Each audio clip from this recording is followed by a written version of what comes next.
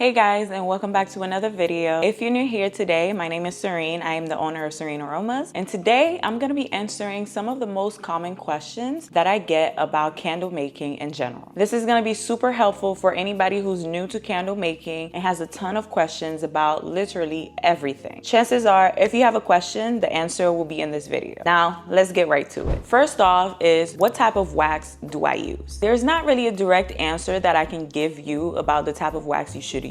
What I would recommend is that you test out a few waxes that you've thought about using and see how they work for you. I personally have been using soy wax since I started candle making and have been enjoying it ever since for a bunch of different reasons. But one of the things that a lot of people struggle with when it comes to soy wax is how it crumbles and how difficult it may be to find out the perfect temperatures for everything. So maybe it's not the best wax for everybody, but it is the one that works for me. What I recommend that you also do when you're trying to choose your wax is ask yourself a few questions. The main thing you should be focused on overall is your goal that you're trying to achieve with the wax that you're trying to use. For instance, are you looking to save money? If that's the case, then maybe paraffin wax would be the best option for you. You should also consider the type of candle that you're trying to make. If you're looking to make taper candles, then maybe you should look into beeswax. If you're looking to make container candles, then maybe soy wax would be the best option. If you're also looking for the best option when it comes to natural candles, maybe you should look into soy wax, coconut wax, apricot wax, beeswax, or any of the ones that are biodegradable and give you that luxurious type of feel when it comes to your candles. Basically, you just have to really ask yourself a few questions and see what it is that you're looking for with the candle that you're intending to make. Can I reuse my old candle wax and make new candles? The simple answer to this is yes, but it is a little bit more complicated. I have a specific video where I am basically reusing my old wax from candles that I've made in the past. I'll link that for you guys below. I also want you to consider the type of wax that you're going to be using from your old candles to make new ones. If you have a soy candle that you've used in the past that have a little bit of leftover wax and you have beeswax, using those together may actually hinder you when you're making your candles. It would be so tricky for you to figure out exactly how this candle is going to burn, how it's going to smell, how the oils are going to mix with everything. So I definitely recommend that you do this only for yourself. If you're looking to do that, definitely check out that video. What kind of jars should I use for my candle? There are several different types of jars out there, but the main things that I want you to focus on when it comes to jars for candle making specifically is finding jars that are very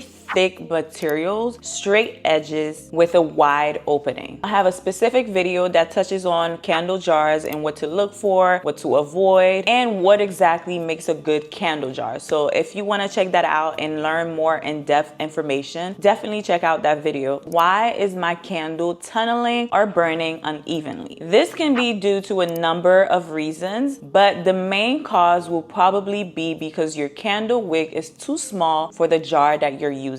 I have spoken before about the candle wicks and how they play a major role into what your candle looks like when it's burning. If your candle wick is too small, then it's definitely going to be causing that uneven and tunneling experience. So if your candle is burning unevenly and you notice that it is tunneling, you might have to size your candle wick up just so you can see if there's a difference in that. Why is my wick mushrooming or creating a lot of smoke? And this is going to be the complete opposite to what we just spoke about. When your candle wick is mushrooming or creating a lot of smoke, it is typically because the candle wick is too big for the candle that you've made, or you have the candle burning for way too long. How much fragrance oil should I add to my wax? This, I want you to know, is going to vary for each and every single wax that you're using, along with the fragrance. When you buy a specific type of wax, what you need to look into is the fact sheet or the information that tells you exactly how much fragrance should go into your wax. Each and every single company that you buy your wax from should have the information for you. And if they don't, I definitely recommend looking into a different company. But the typical range for how much fragrance oil you should be using in your wax varies from about 6% to as much as 10%. And some people also go higher, up to 12%, depending on what type of wax that they're using. I want you to be very aware that using more fragrance oil in your wax does not necessarily mean that the candle will smell better. Sometimes this will lead to your candle candle tunneling because your candle wick now has to do too much work for it to melt more things within the candle that you just made. What I recommend that you do is test within that range of 6 to 10% to see what works best for the candle that you're making and the oil that you're using. Why can't I smell my burning candle? This is something else that can be for a number of reasons. First, I want you to consider the amount of fragrance oil that you use in the candle that you just made. If you use too little fragrance oil or even poured it at the wrong temperature, you may not be able to smell it. Another reason for you to not be smelling the candle that you're burning is because the flame is too high. If the flame is too high, then maybe your fragrance has reached the fragrance oil flash point, meaning that it's reached the temperature where the fragrance basically burns off. Whenever you buy any fragrance oils for candle making from any company, they should have information for you about the flash point of that oil. Another reason you may not be able to smell your candle is because your nose has become blind to the scent. What happens is when you've been burning your candle for so long, your nose eventually becomes blind to the scent that's around you. What I recommend that you do is leave the room that you're in and then come back in within maybe 10 minutes after being outside of that room. I also recommend that you smell some fresh coffee because that usually kind of evens out our sense of smell. When should I add my fragrance oil to my wax? The typical recommendation is around 180 to 185 degrees Fahrenheit. This may vary based on the fragrance that you have. As I mentioned before, oils have flash points, meaning that they burn off when you add them to a specific temperature. You're going to have to avoid adding your fragrance oil to the wax if the temperature of the wax is higher than the flash point. How do I color my wax? There are different types of dyes that you can use to add color to your wax. One of them is liquid dye. Another are basically chips of dye. We also have what's called mica powder, which is a translucent type of powder that gives you a glittery effect when you put it into candle wax. Does adding color into my wax change how it burns? The answer to that is yes. What I want you to think about is that adding anything into your candle itself is going to affect how it burns. This is because each and every single item you add into your wax requires your wick to do more work. So say for instance, you add fragrance into a candle. Now your candle wick has to burn not only the wax, but also the fragrance that's been added. If you add fragrance oil and dyes into your candle, your wick has to burn the wax, the fragrance oil, and the dye that you also added. That means your wick has to burn 3 different things at the same time, which means it has to do more work. So if you're adding anything extra to your candle, I recommend upping the size of your candle wick just so you don't experience uneven burning and tunneling. Can I use crayons or food coloring for my candles? No, you cannot use crayons or food coloring for your candles. If you use crayons, they're going to clog the candle wick that you're using. If you use food coloring, then it's not gonna mix well with the wax. So definitely avoid adding those 2 things into your candle wax for coloring. Why is my candle frosting or cracking? This is a common occurrence that happens with natural waxes like soy. It typically happens because of the cooling temperature of the environment where you have your candle at. What you basically want when you're cooling your candles is for the temperature of the room to stay even with no types of drafts or winds or no disturbance whatsoever that will hinder how the candle is cooling down. Why does my candle sink in the middle after cooling? This is another occurrence that happens with your candle when it's cooling down too fast. Make sure the temperature of the room is even so that your candle can cool down very, very slowly and evenly. Why is my candle sweating? This is basically when you see that the oil is rising to the top of the candle that you just made. This may be happening because of a few different factors. Number 1 would be because you've added too much fragrance into your candle wax. Like I mentioned in the beginning, each and every single wax have their own fragrance oil percentage that you should be adding onto it. And you have to follow that specifically so you can avoid things like your candle sweating. Another reason that may be happening is because you didn't mix the wax and the fragrance well together when you were combining them. We recommend that you mix your fragrance and your candle wax together for at least 2 minutes so that everything can be well incorporated together. Do I need insurance to sell candles? Yes, you need liability insurance for anywhere that you're selling your candles at